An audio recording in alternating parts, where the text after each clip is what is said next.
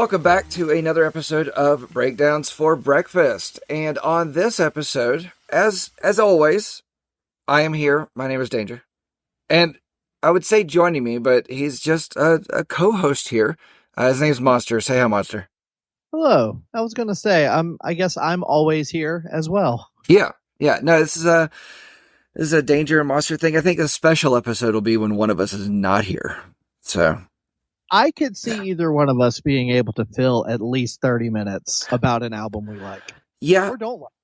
I mean, to talk about it with somebody else, I feel like I get a lot more mileage out of actually discussing it. But either way, I don't think anybody wants to listen to me talk for 30 minutes by myself. We'll see. I can't disagree with you. Yeah, that's fair. I really want to listen to myself. All right. On this episode of Breakdowns for Breakfast, we are talking about an album that was a surprise for me, I guess. The Ongoing Concept, their album Places. And I know on the previous episode, I actually called it The Places That You Will Go, but the album is called Places, and there's a song on it called You Will Go. And I just combined the things in my head for talking about the album. But the album is just called Places. Now, Monster, I know that you try to give me a bit about this album and the Ongoing Concept, and I really was not giving you a lot back because I didn't want to get too much going into this. Right. It wasn't that I didn't care or that I didn't want to talk to you about it, but I didn't want to talk to you about it because I didn't want a whole lot extra to go into my head with this one, because this album, again, a surprise for me. But go on. Sure. Go on. Well, I have a tendency to, want to go ahead and tell you everything that's on my mind, and I know I'm not supposed to do that. I'm supposed to wait. But yeah, so this is a band that I first discovered, I don't want to say in 2013, but it was their album Saloon from 2013. They had a really funny music video called Cover Girl, where they basically go into a elementary school and blast their version of hardcore metalcore with banjos. Yep. And Banjo core. I like it. Yeah. I immediately loved the sound. I thought it was unique. It was aggressive, but had melody. And just from the video, I got a vibe of their personalities, and I loved that too. Mm-hmm. I had listened to bits and pieces of other records, and none of them quite hooked me as much as Saloon did.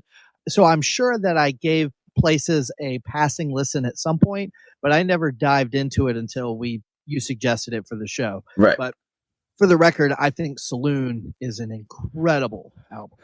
Saloon is a great album, but this album, the first time I listened to it, just little spots jumped out to me. The song You Will Go is actually the first thing that I heard from it, and it just popped up on one of the many mixes that Spotify puts together that I pop on once in a while, and that song jumped out to me.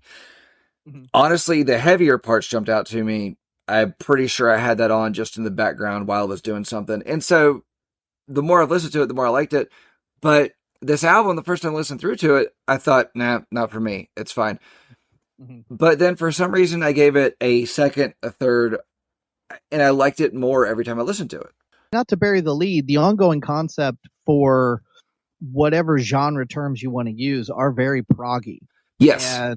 And when it comes to that kind of music, it takes a few listens to really, because I find myself with prog music, the first time through is almost just to see where it goes. Yeah. And then once you know where it goes, you can actually focus on the changes. The first time it's almost jarring. I think where you want to see where it goes, you can figure out, do I like where it went?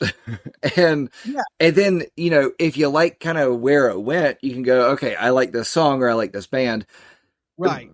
I think that's one of the big defining things for some prog bands is, they all kind of have the walk, but do you like the destination? And, you have to like where it started and where it ended up.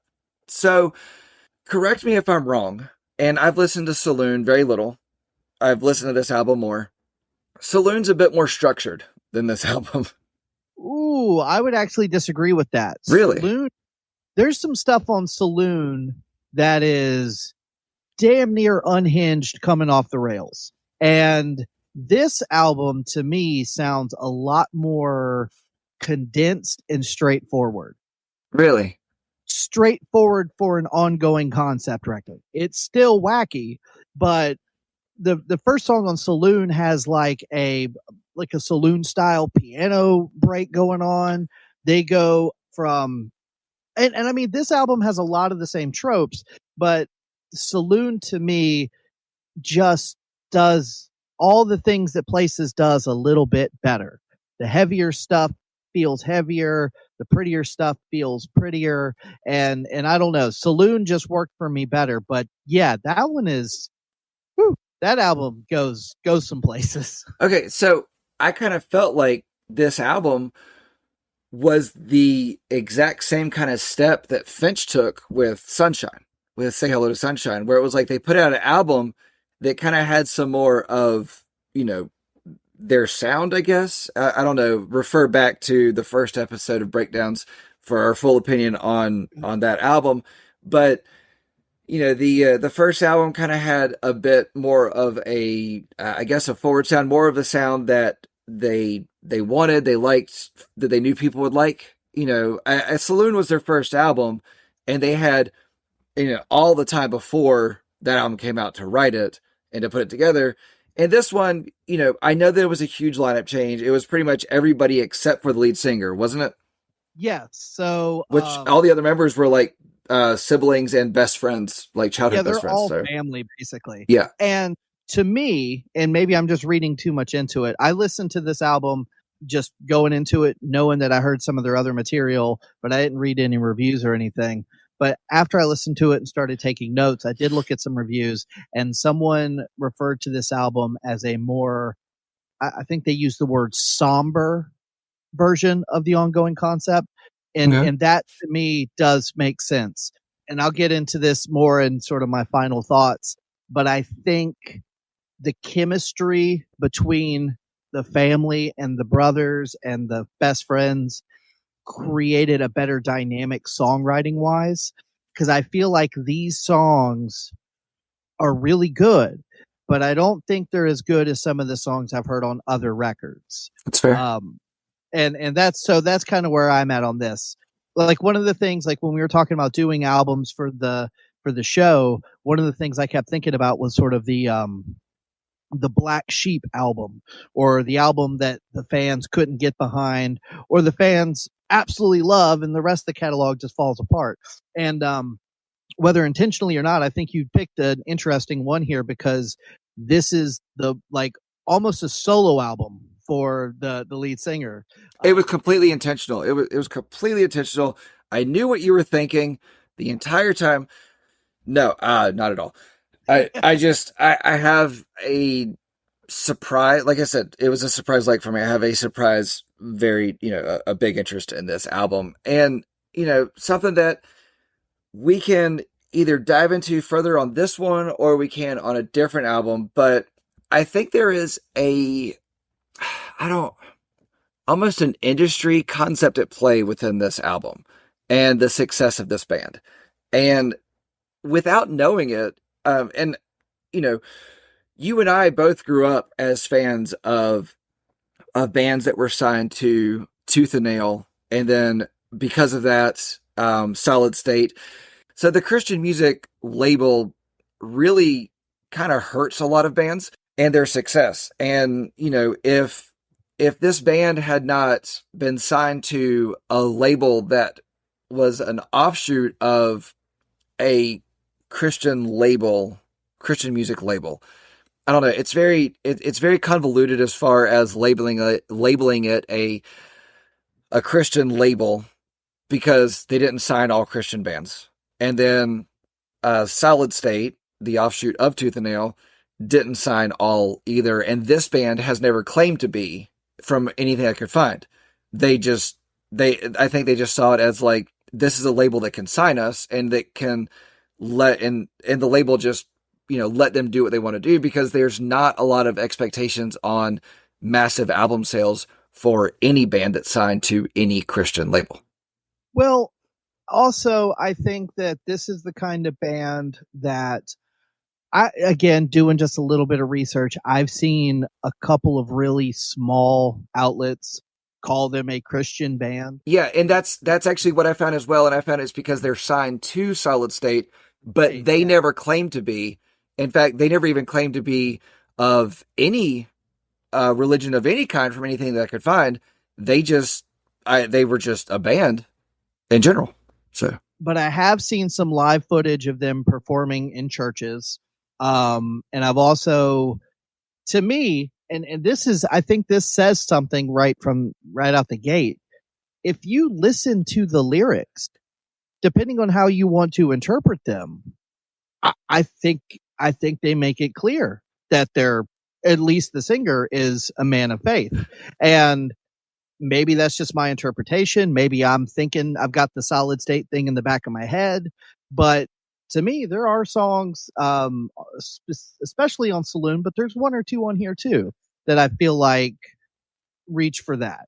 Well, I think that actually kind of you saying that you had the Solid State thing in your head lends itself to you thinking that way, because there's actually a lot of bands that are signed to any label, whatever, that if you want to interpret the lyrics a certain way for a certain song, you can interpret them in the way of that.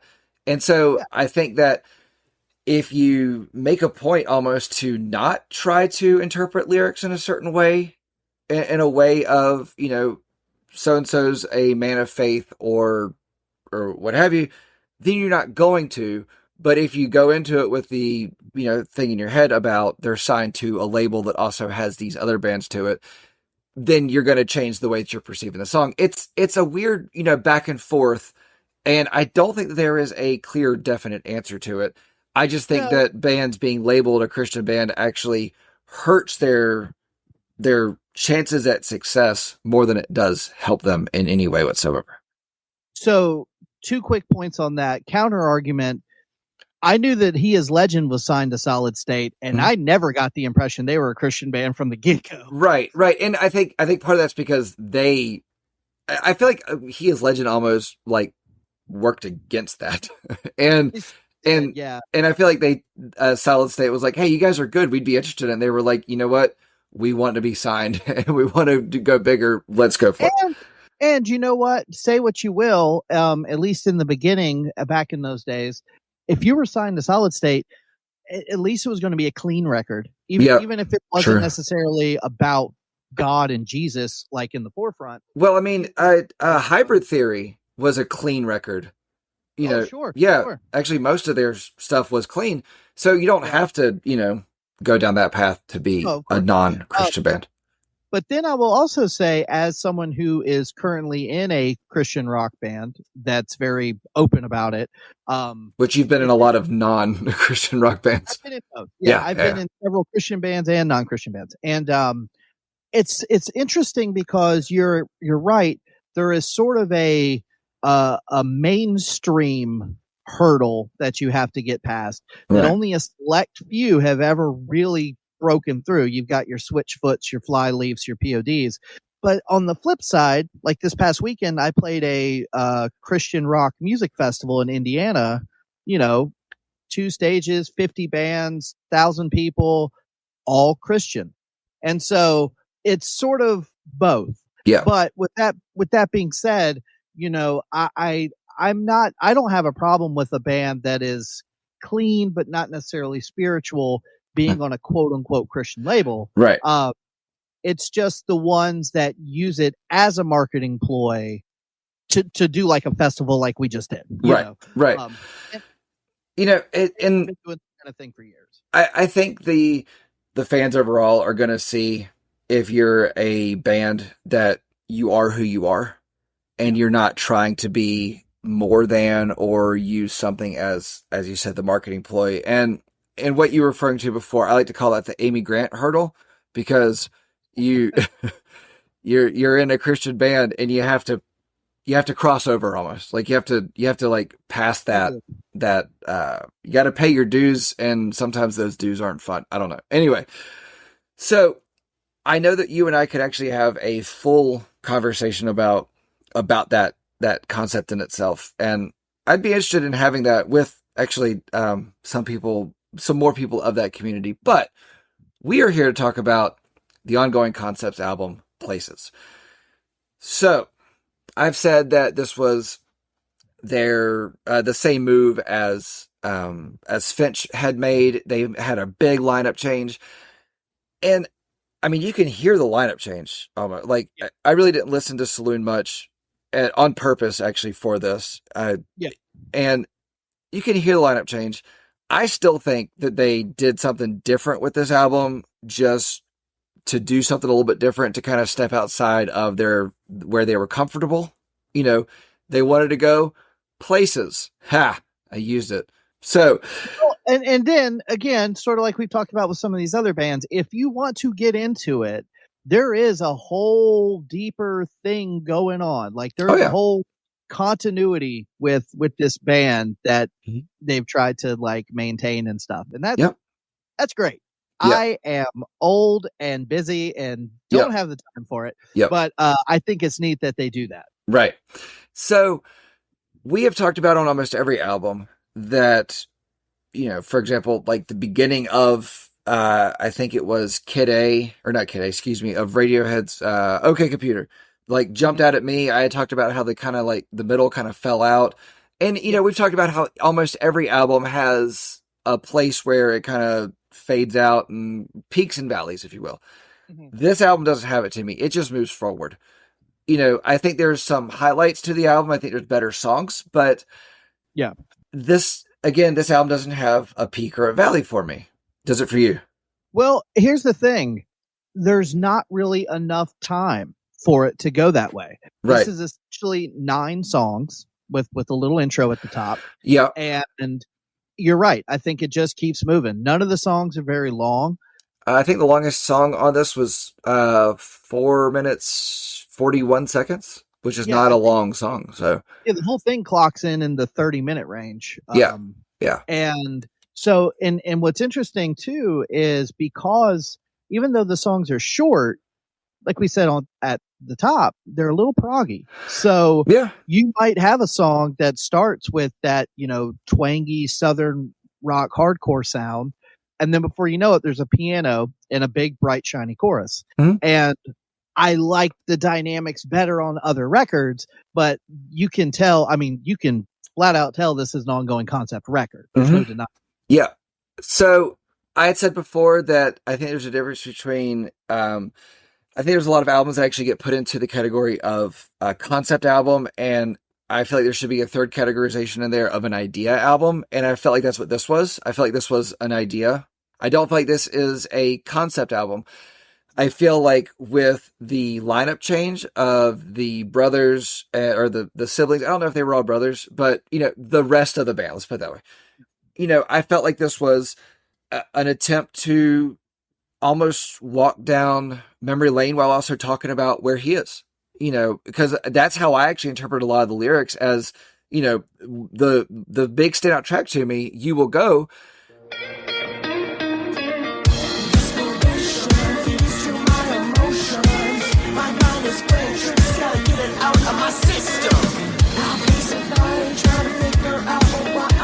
It's relatively tame in some places and then really big in other places. And, you know, he screams, the places you have been make you who you are. The places you will go make you who you will become. Places you have been make you who you are. Make you who you are. Places you will go make you who you will become. And that's how he ends the song.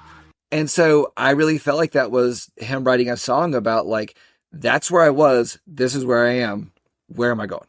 Did you watch the video? No, I haven't actually. So let me tell you what the video is. Okay, sure. And I actually avoided the videos on purpose. So it's the lead singer walking through all the set pieces from their previous music videos on his way to perform a show with the new guys in his band. So I'm not wrong. I'm going to guess you interpreted this one correctly. I think I did. I think I did. And you'll see that later on in the album too, on track 4, The Print.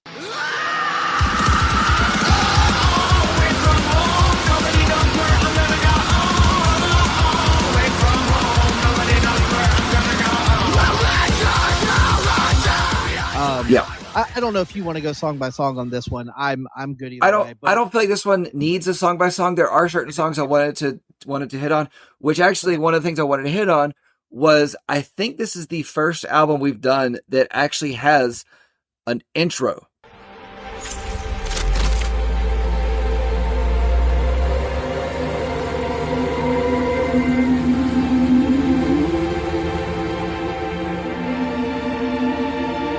On it. Like, other albums we've done have had intros to songs, but I don't think we've done an album with an actual intro to the album, which is a long intro at 2 minutes and 22 seconds.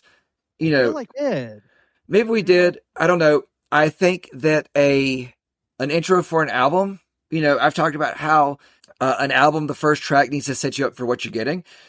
Mm-hmm. And also at the same time, I think that an album that has an intro doesn't necessarily need to, the intro doesn't need to be what you're getting, but also at the same time, this one kind of was, because while I love that guitar tone that happens in the song uses reverse sounds to keep rhythm, which I thought was an interesting move.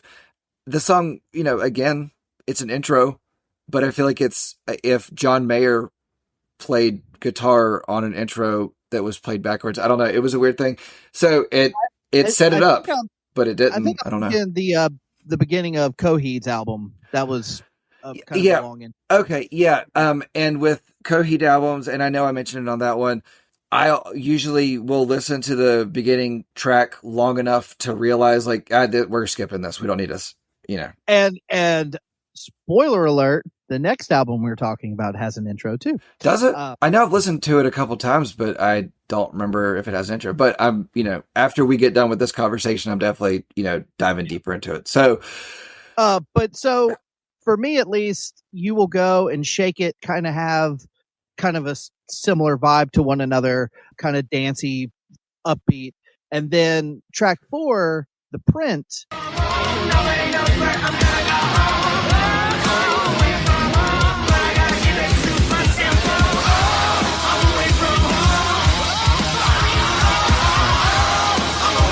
Is kind of what you were saying about the concept of You Will Go. The Print literally references CoverGirl. It's literally. I saw that in the lyrics. So yeah. Yeah.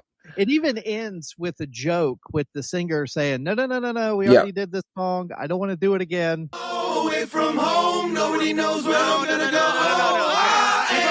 You've already done something like this before. We're just writing the coattails of another song. So, no, I don't want to do this one. The song ends with them going a cappella, and then him, you know, interrupting them, stopping them, saying they're riding the coattails of a previous song. And so within, you know, the beginning of the song starts with him saying, all right, gather around again. Here we go. Yep. You know, does at the beginning of CoverGirl, yeah. Right. And it's funny. I actually want to go back to something that you said, that you felt like Shake It.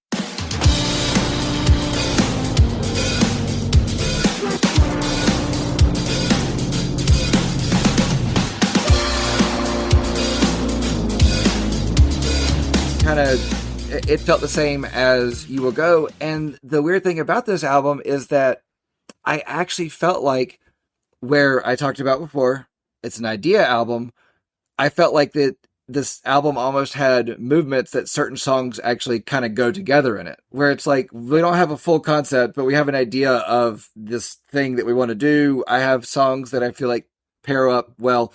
In this case, The Print, I felt like actually was kind of the beginning to a 3-part series where I thought Off the Cuff,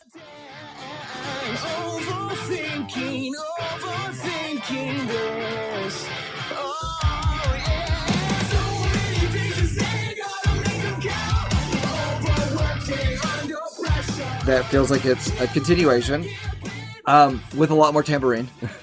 And, you know, where The Print actually had a lot of what I felt like were really cool, like, snare drum rim shots. like fills of those almost, which I don't feel like we hear enough, like, especially on newer stuff. On an album, you hear it live, during a drum solo.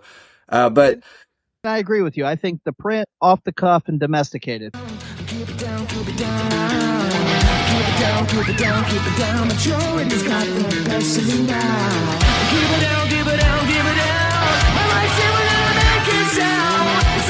4, 5, and 6 all do like have a, I don't want to say a similar vibe, but you're right. They kind of all work together. Which I don't feel like this is a Headphones album, but I do feel like Off the Cuff is a Headphones song. Off the Cuff was the one that really jumped out to me that Headphones were a bonus feature on it. I mean, you definitely don't need it to listen to it, but Off the Cuff was one of those where I was like, oh wow, this is good. Like, you heard lots of stuff. But Domesticated, again, I'm going to go along with what you were just saying, that it does feel like the third act of the print. But I want you to go and listen to a band, and we're going to cover one of their albums. There's a band called Closure in Moscow. Domesticated sounds like Closure in Moscow, which Closure in Moscow I've always described as a emo prog band. So here's how I described Domesticated. This is what I wrote in my notes. The top of this song gave me a bit of The Used and a little bit of Billy Talent.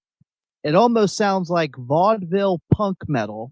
I don't love this song, but I love that past the halfway mark, they're still throwing new stuff out. Yep. This one had a different vibe to me, and I liked that. Now, one of the things that I want to, and I think now's a good time to bring this up, sonically, there's something that these guys do that a lot of heavy bands don't do. Yep. And that it is, as a guitar player, I notice these things, especially now, 2023. Heavy equates to down tuning. And in order to quote unquote be heavy, you have to tune down to drop L minus. Like, you have to do this, like, 8 strings detuned to full step down and all kinds of nonsense. And I like some of that. But what's interesting here is these dudes are really, really heavy, but it's very high pitched. Even the screams are mostly like high pitched screams. A lot of the guitar is higher octaves, higher keys, and it just gives it a whole different sound. Okay, so Closure in Moscow, the first time I heard them, and when we cover the album, I'll bring this up again. The first time I heard them, a buddy introduced me to them, and I described them as if the Mars Volta and Say Anything had a baby. And so that's kind of what this song actually sounds like to me as well. I hear that. And so I actually think that there have been a couple, almost like on a Hot Wheels racetrack, you put little booster spots where it goes faster. It's like, and it still is the same thing, but all of a sudden it's got more. And so we saw I feel like the nu metal movement that happened was a huge influence on what ended up becoming emo music, screamo stuff. I feel like it was a huge influence on that. But then I felt like within that, there became a huge division with the breakup of At the Drive-In, where you had people either listen to Sparta or the Mars Volta. And it always goes back to those two. It really honestly does. I really feel like At the Drive-In was a hugely influential band.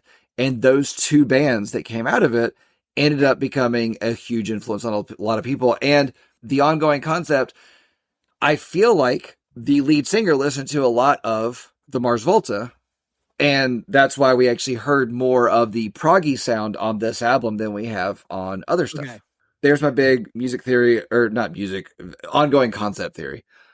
Not to just completely derail us, but one thing that I've gone down a rabbit hole on that I found very funny is AI generated presidential debates. So there's all of these on YouTube where like it's like Trump, Biden, and Obama, and they're doing tier lists of video games and bands and Metallica albums, and like it's so funny. They make them say the most just atrocious stuff, and it's hilarious. Yep.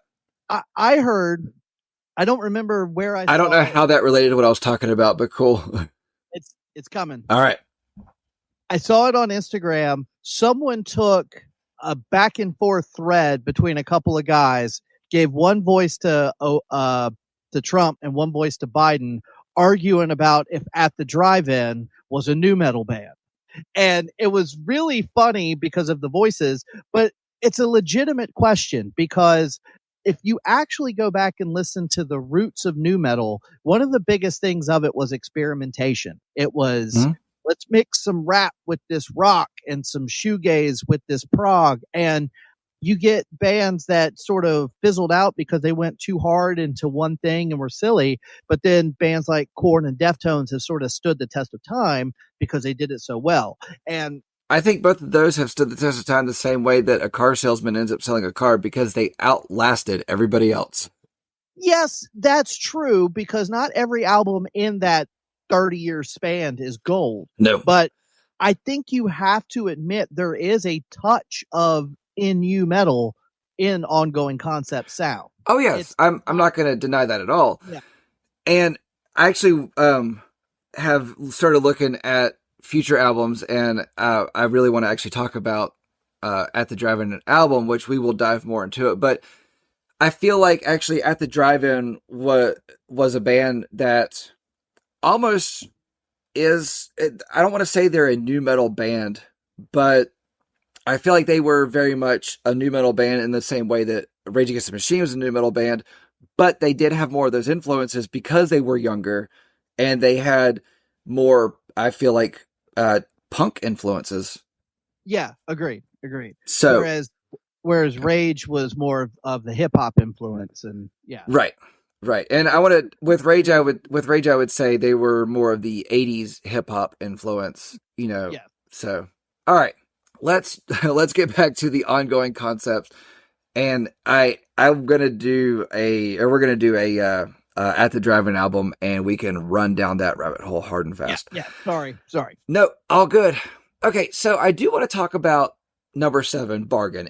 So lost, so much anxiety. I don't know if I am keeping my end of the bargain. And I know that we have said that we're not going to do track by track breakdown, and pretty much done all of them on this album so far. But I felt like Bargain actually had something to it that we don't see on albums anymore. And I think part of it's because we don't really see albums that much anymore. Most of them are just digital downloads or listens to on Spotify. But this album had the Slowdown song. And I have talked about my list of songs for an album that kind of have to be good ones, and 7 is one of those. And I think this is a great song. I don't think this is a song that sounds like really anything else on the album. It's a piano-led ballad it's a piano-led ballad that shows that he can sing, but also it reminds you that you don't have to have a great voice to be a great singer all the time.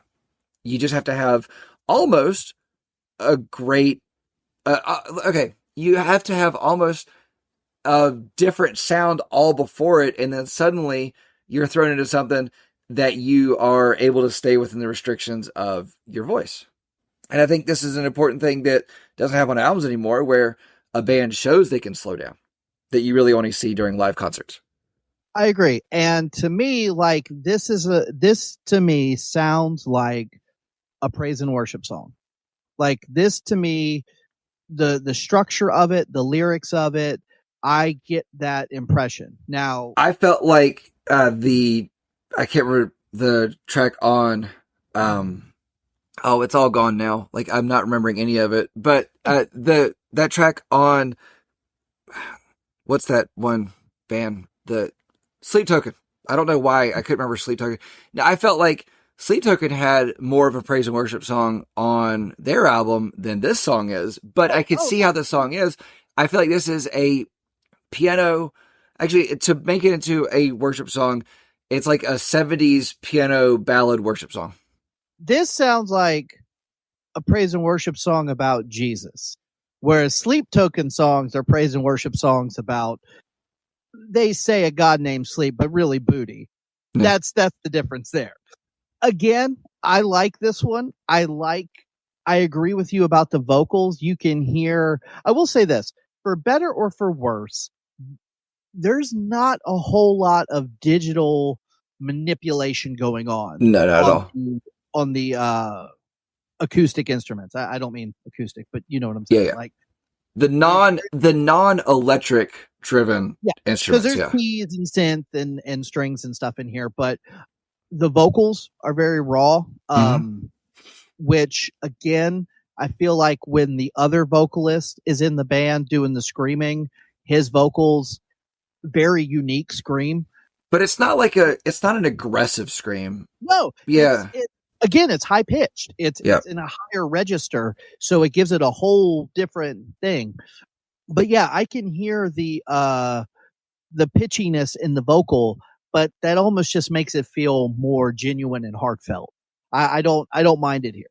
Have you ever heard Swing Swing? I think it's All American Rejects? no, not All American. Oh. Maybe it's not Swing Swing. I'm gonna have to remember it now, and it's gonna make me mad that I can't right now. But there seemed to be this thing that happened in the, I would say, mid to late 2000s, where you did have a few bands that put out these acoustic albums, these acoustic songs, and they were pitchy. They weren't great singers for that, but the song worked. And then you have now a weird and crazy trend that I don't fully understand of where bands are doing these stripped acoustic albums as a whole of previous stuff. And we didn't see that for a long time. We actually just would see the occasional, MTV Unplugged, or they're doing reimagined altogether. And, Rain City Drive did a reimagined album, and it's a damn pop album. Like, it's just, I don't like it at all. But I feel like they're going the direction of a pop band, but that's a whole other conversation. Anyway, as I wear a Rain City Drive t-shirt. So I think this was an important move for them, but also at the same time, I think it was a needed move for this album, because this album is such a fast-paced, intense album in reality. Sure. So with that being said, what did you think of the next song, "Owe Me"?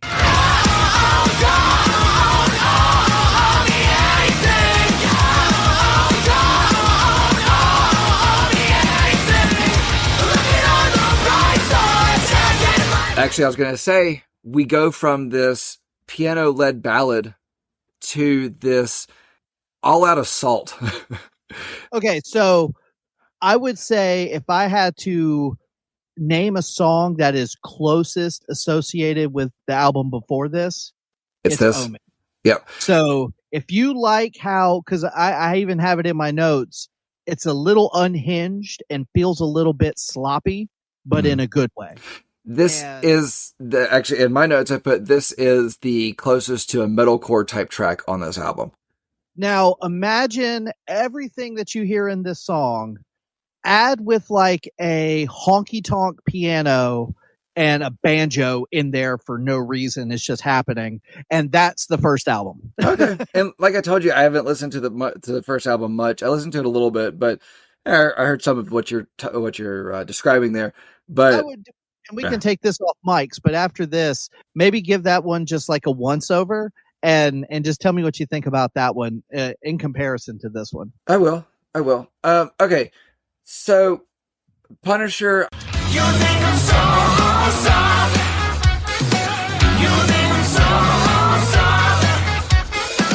You think I'm soft, but I'm not.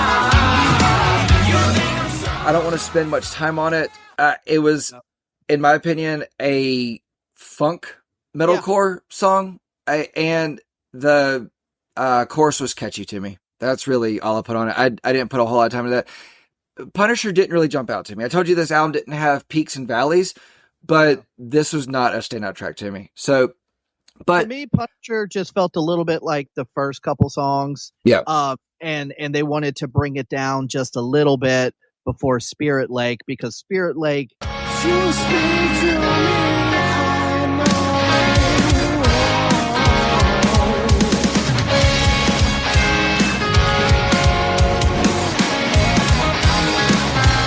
While more upbeat than Bargain, it's closer to that sonically than most of the album.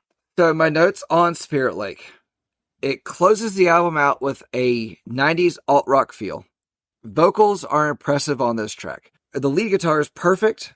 However, there is an interlude where it shines brightest. I mean, like, Spirit Lake to me was a great damn song. Like, it really was.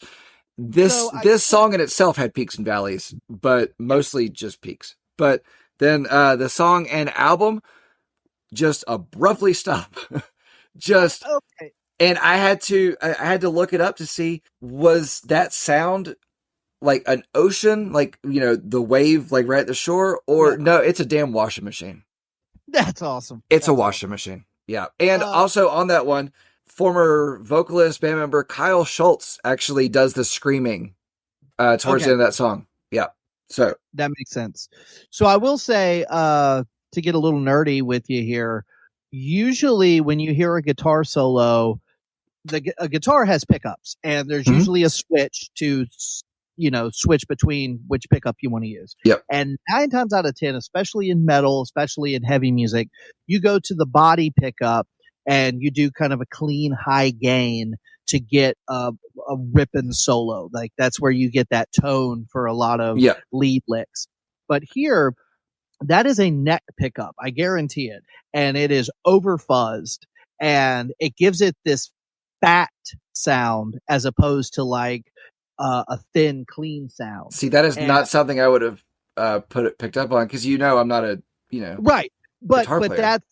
that's I think, again, just part of their like dynamics and the way they think about it, because you've already got that high, thin sound with the piano, so the guitar went the other way. Yep. And they don't clash, they melt, they melt together really nicely. I like this one a lot. I think this one is a really nice mix of things. I don't like the way it ended. I wanted some kind of resolve. Okay. It literally just stops. So yeah, it literally stops, and yes, I understand your need for a resolve on it, because that's how I felt about it until I was just, listening to the album, just, sitting here with headphones on, and I didn't realize that repeat was on. As an experiment, I want you to hop on over to Spotify or whatever, listen to the last song, let it repeat, and go into the intro, and it does it flawlessly.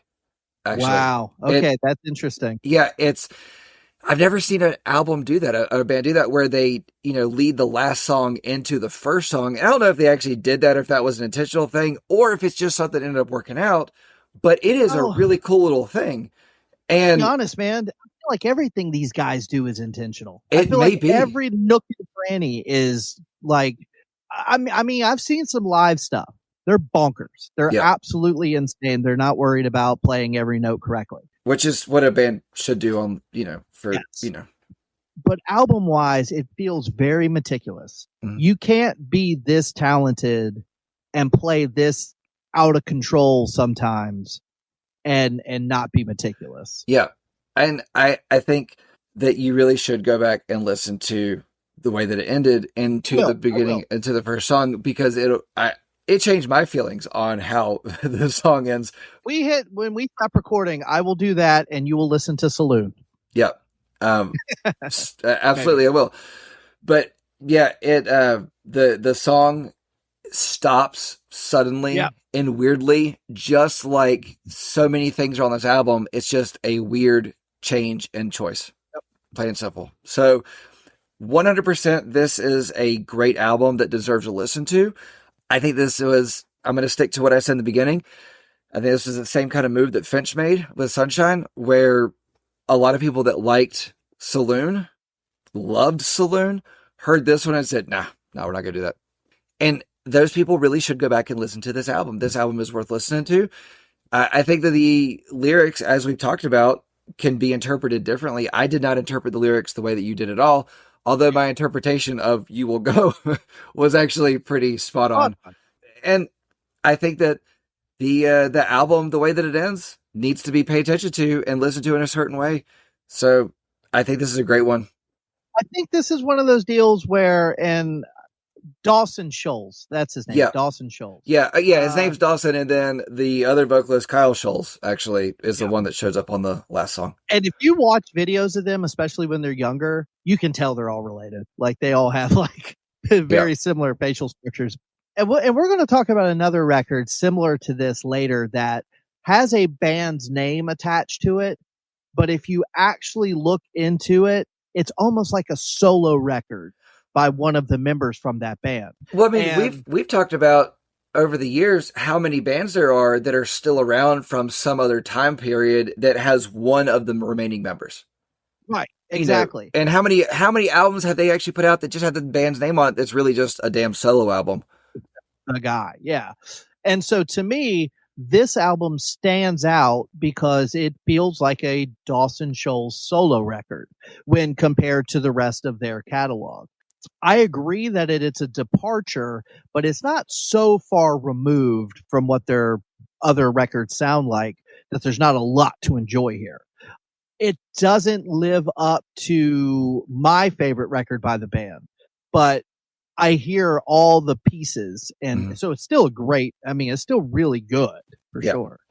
All right, so standout tracks on this album, You Will Go, Domesticated, and Bargain.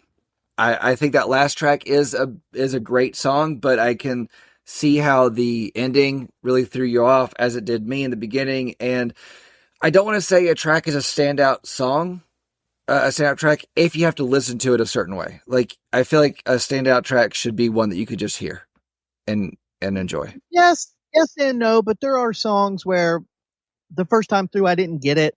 It didn't click with me that later on it did.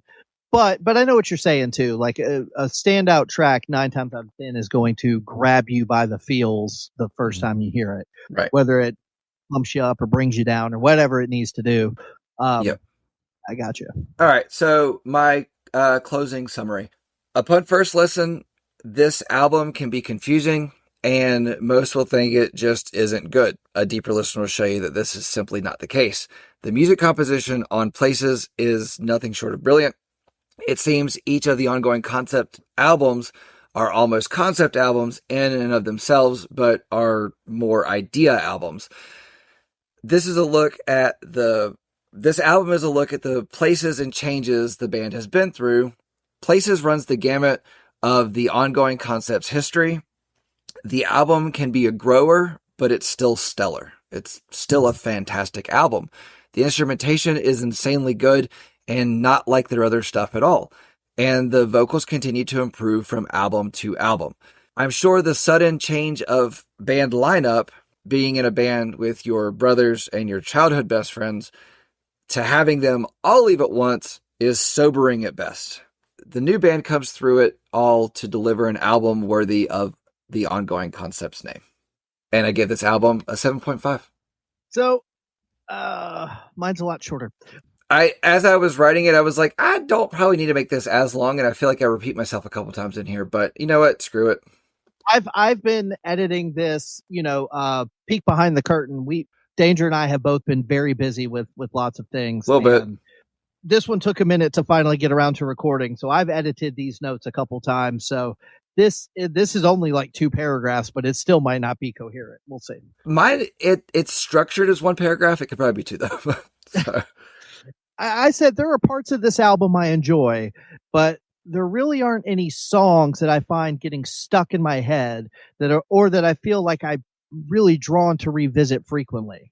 This isn't an album that I had heard a lot of before doing the show, but I did listen to it at some point because I was, getting into their catalog, and this one just didn't click with me as much as some of the other ones did. So when I was doing a little research and I realized that Dawson Scholes was the only original member in the band for this record, then it made more sense to me and I could kind of listen to it a little differently. He may be the main dude in the band, but I feel like the songwriting sort of just wasn't quite as solid as it was on previous records. There's no denying the musicianship these guys have, but the songs just aren't as strong for me. If this was the only record or the first record I ever heard by the ongoing concept, I think I would be far more impressed. but knowing the rest of their catalog, this album just feels a little weaker by comparison. It doesn't do anything wrong per se. It just doesn't reach the quality they've shown on other records before and after. 1 to 10, I give it a 6. Okay, that's fine. So we, as Breakdowns for Breakfast, give this album a 6.75.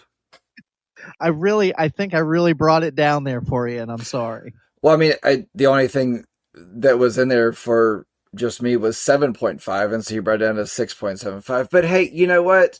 Let me tell you this, though. I had it as a 5. And Okay. after having this conversation with you and thinking about the songs a little more, I bumped it up a number. Okay, I actually, I was me. actually teetering between 7 and 7.5, and I think at its core, just because this is an album where the band, you know, I understand it's just lead singer, but I feel like maybe he was, you know, felt like he could move and do more, and I appreciate an album that, you know, shows a band stretching. I guess the extra 0.5 was just appreciation. It's funny how, like, I think we both agreed that this album is a departure from the one before it. And it's funny that you see it as a stretch and I see it almost as like a constricting. Like they Okay. went from a grander spectacle to a more streamlined focus on this album, which And in part and of of that- itself, Part of that maybe because I haven't really listened to Saloon, so.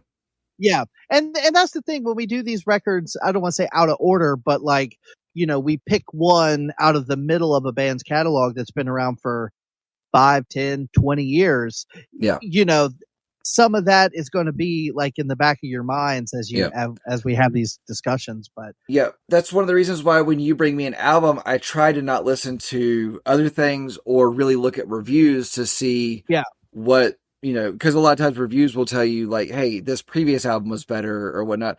And I actually had a hard time with this one because, you know, I didn't have a hard time, let's say. I had to really kind of dive into, you know, what else was being said about it, because it was, okay, I have this concept of this album, this idea of this album, this opinion, but there's some pieces here that are missing for me, and I need to kind of like, you know, almost be influenced. I think part of it was because of, as you were talking about, all the shit that we've had going on, and it's like, I need to focus on this album when I sit down to write this stuff. So it was a little inevitable to not have some influence by other stuff. yeah. And I'll be honest with you. I was listening to some other music today in prep for an episode we may be doing down the line. And, I just flat out had to turn it off. Yeah. I was like, I can't see the computer because there's too much tears in my eyes. I'm going to turn this off now. Yep. And so, yeah. However, on a lighter note, you can edit this and put it at the top of the episode. Drinking game. Take a shot every time me or Danger says the word concept. If you can make it through the episode, you might need AA. Well, I mean, considering concept is in the band's name itself. Okay, but I've also, just because of that, I've noticed it every time you or I have said it, as in the context of like the concept of this band, the concept of this genre of music, and I'm like, concept of Christian rock. Like, oh god, Well, I mean, you said it so many times. Yeah. I love it. All right, cool. Well, Monster, what album are we talking about next week? So, as I mentioned earlier, sometimes like to do the black sheep of a band's catalog. Sometimes you The gotta pick album- the Black Sheep band, but Yeah, the Black Sheep band and their Black Sheep album, Coal Chambers, chamber music. okay. Gonna jump right back into new metal proper. Yeah, it's like a new metal enema, but cool. Something like that. It's All right. aggressive. Well, thanks for listening, everybody. If you want us to actually talk about an album, shoot us an email at dangerandsarge@gmail.com. Oh And- yeah, we'd love to get suggestions. That'd Yeah. be cool. Or, you know, if you have your opinions that you want to share on an album that we've covered, please, by Yeah. all means, send them our way. We'll tell you that you're wrong on air. All right, cool. Well, thank you for listening, everybody. Good morning, good evening, whatever time you listen to this. Have a good day at work. Bye. Later.